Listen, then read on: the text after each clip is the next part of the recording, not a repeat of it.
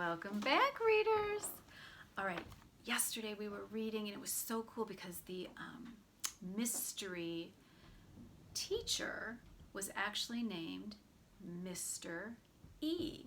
So cool. What a great play on words. So we'll continue. Mr. E nodded and smiled. I'm going to walk up and down the rows and you could tell me who you are and what your name is. He high-fived each student and said something like, "Hey, cool shirt, glad to know you. You're so awesome." "Excuse me, my name is Holly and I collected the homework this morning." Two helpful Hollies said when Mr. E got to her. "It was our mystery word sheet. I put them in the teacher's desk. Only one person didn't turn it in." "Oh, yeah, thanks," Mr. E said. "I'm Sophie and I really like your pin. I like to wear pins with sayings too." "Stop talking," Sophie said. "Do you remember where you got it?" Mr. E didn't remember where he got it. Sophie kept on talking until he said, Yeah, I think I'd better give the rest of the class a chance." He moved over to the next table. "I'm Thomas T. True," Thomas said. "My dad's a detective, just like Sherlock Holmes." "Not," I heard just Joey mutter. Mr. E turned toward the class. "What's the problem?" he asked. "He told me that his dad's an airplane pilot," just Joey said. "So?" "He can be both, you know." "He told me that his dad's a ship captain," Small Paul grumbled. Mr. E just laughed.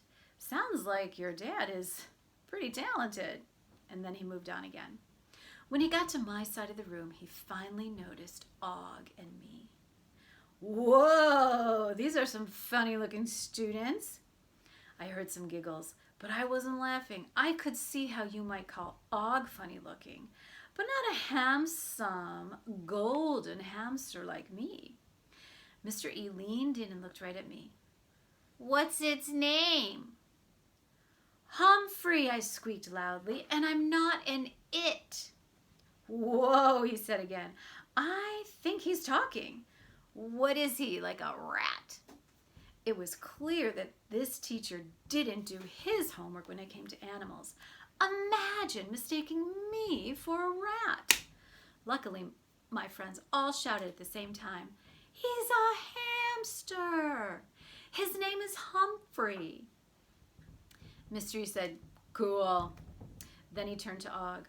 "I know this is a frog, right? What's its name?" he asked. "Boing, boing, boing." Og twanged loudly. He probably doesn't like being called an it either. "His name is Og," Rolling Rosie explained. "Og the frog," Mr. E said. "I like it." He was quiet for a few seconds as he looked around the room. "You know, I was still sleeping when I got the call to come over here, so I don't really know what the teacher's plans were today. Why don't you tell me what you guys do?" My friends looked a little surprised. I'm sure I looked surprised too. Hurry Up Harry waved his hands and Mr. E called on him. "I'd like to go home," he said. Everyone laughed. It was a funny thing to say, but I don't think Mrs. Brisbane would have laughed.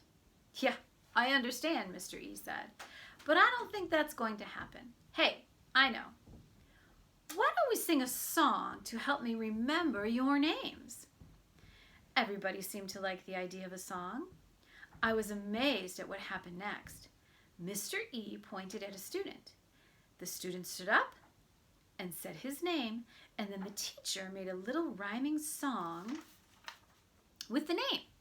He took parts of each name and added things to it, like Banana Fana and Fee-Fi-Fo. After a few names, the whole class joined in. The song made my friends giggle, but it was very confusing to me. And he'd finished the whole class. Rosie raised her hand and asked if they could do my name. I can't remember it all, but it ended with Fee-Fi-Mo-Mumfrey. Humphrey. Humphrey Mumfrey for Humphrey. Whoa! How is this going to help him remember our real names? Og's name sounded even stranger. Bog, Fog, Mog. I don't know what Og thought, but I'm in a bit of a fog myself.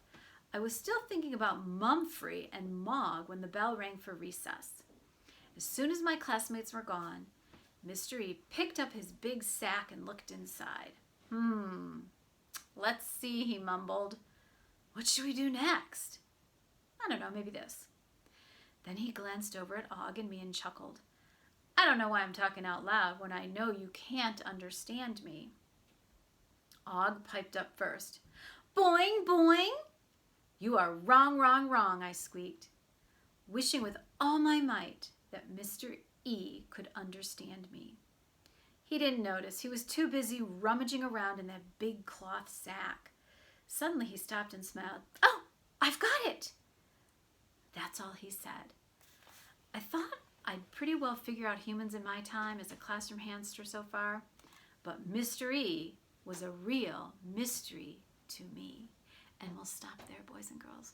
Remember, read, read, read, and DYB. Love you.